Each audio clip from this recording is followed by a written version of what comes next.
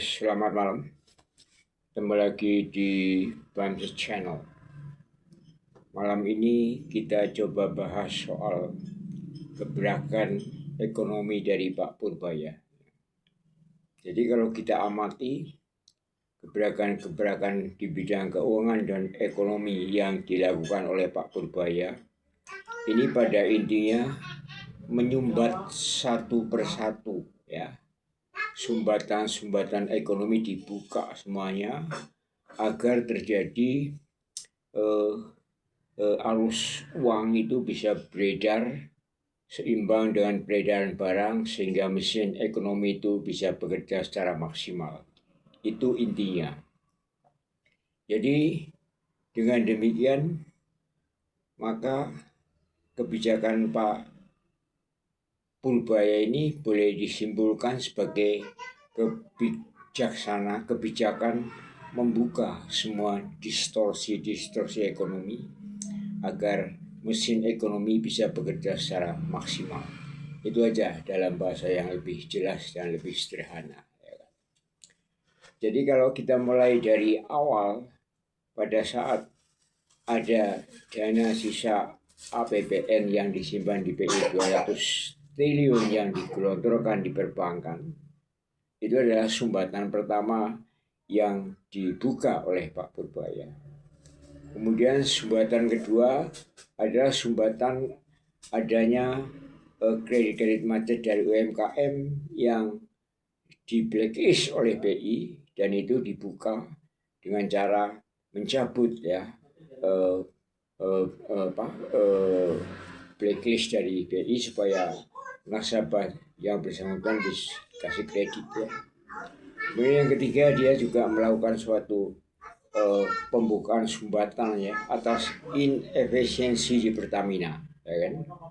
Jadi di Pertamina ternyata banyak kegiatan-kegiatan yang inefisien yang sebetulnya itu bisa lebih mendorong, ya, roda ekonomi. Contohnya misalkan, kenapa kita jual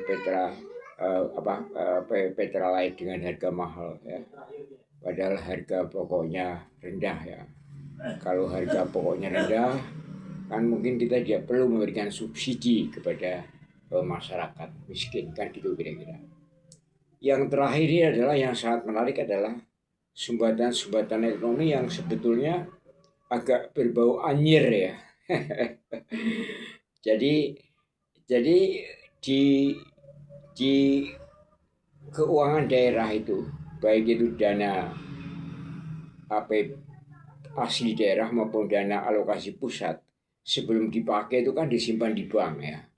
Dan ternyata itu sengaja dilama-lamain, ya, supaya itu ada hasil, ya. Jadi teori dasarnya itu dengan disimpan di giro yang bunganya rendah, kemudian dijual di kredit oleh bank yang bersangkutan, maka selisihnya nanti bagi hasil antara oknum Pemda dengan dengan perbankan, dengan